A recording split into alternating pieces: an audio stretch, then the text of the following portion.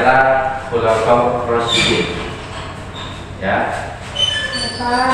Ya Pak. Namanya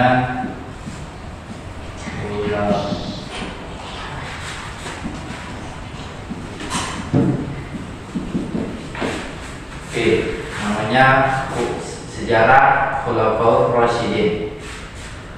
Khulafaur Rasyidin adalah kekhalifahan setelah Nabi Muhammad SAW meninggal. Di dalam kekhalifahannya tersebut ada 4 pemimpin umat Islam, yaitu yang pertama ada Abu Bakar As-Siddiq, yang kedua Umar bin Khattab, dan yang ketiga Utsman bin Affan, dan keempat terakhir Ali bin Abi Thalib. Oke, anak-anak sekalian, Bapak mau bertanya dulu. Sebelumnya, apakah pernah mendengar tentang sejarah Khulafaur Rasyidin? Sampai pernah? Nggak pernah Pak. Tidak pernah ya? Ya. Oke, ini akan Bapak terangkan ya. Ya Pak.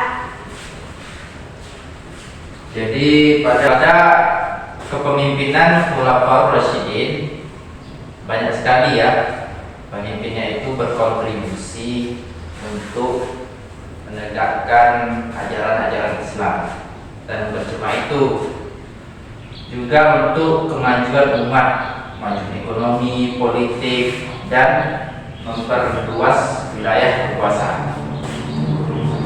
Dulu ya, umat Islam itu sangat jaya sekali, sehingga kekuasaannya itu meliputi Jazirah Arab sampai ke Mesir, Palestina, dan Lebanon, Suriah, dan lain-lainnya.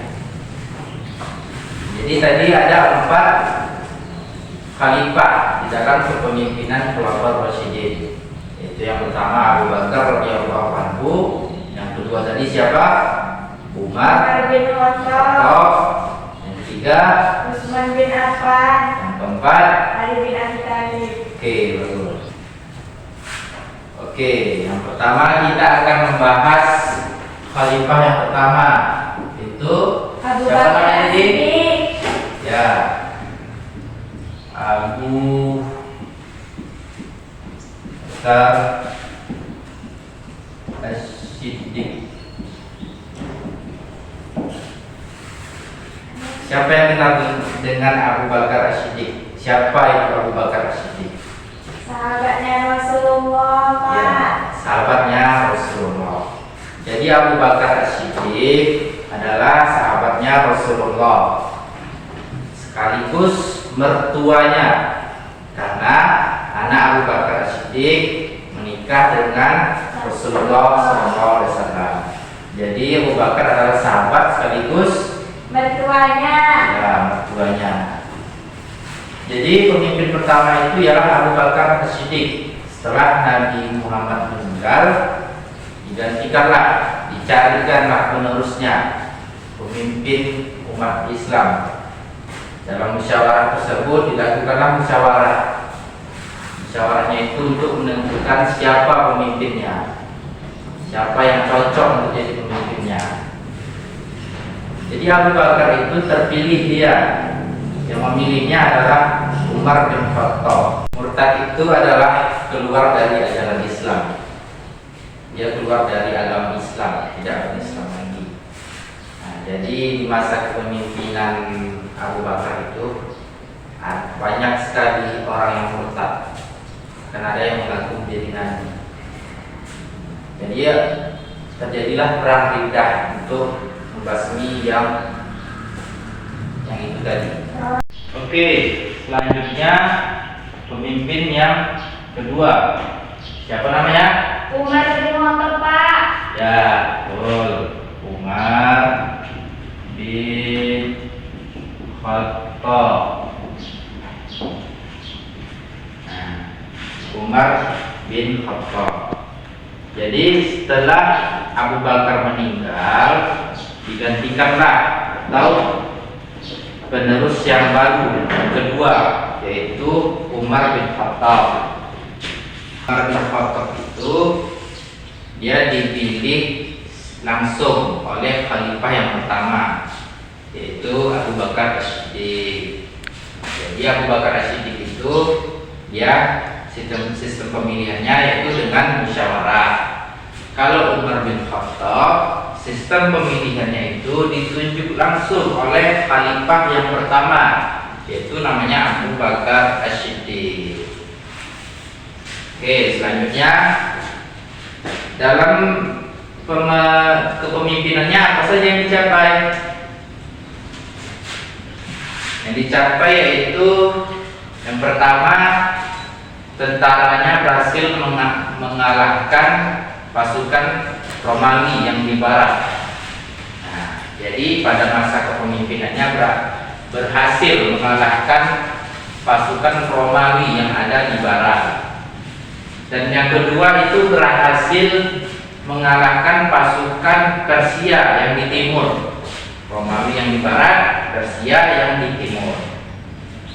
Selanjutnya apa lagi? Selanjutnya yaitu berhasil membentuk departemen banyak sekali ya, yaitu departemen pengawasan, tentara, kepolisian, pengawasan dalam penimbangan, dan membuat mata uang. Jadi itu saja yang dicapai dalam kepemimpinan Umar bin Khattab. Oke, selanjutnya khalifah yang ketiga yaitu namanya Utsman bin Affan. Oke, kepemimpinan yang ketiga namanya yaitu Utsman bin Affan. Jadi setelah Abu Bakar meninggal, digantikanlah dengan Utsman bin Affan. Pada masa pemerintahan Utsman bin Affan, capaian-capaian yang diraih yaitu membuat pelabuhan di pinggir-pinggir pantai laut. Dan masa Utsman bin Affan itu terbentuknya Al-Quran, yang dibukukan Al-Quran itu dinamakan Mushaf Utsman. Jadi itu capaian yang diraih pemimpinan Utsman bin Affan. Selanjutnya khalifah yang terakhir itu namanya Ali bin Abi Thalib. Khalifah yang keempat yaitu Ali bin Abi Thalib.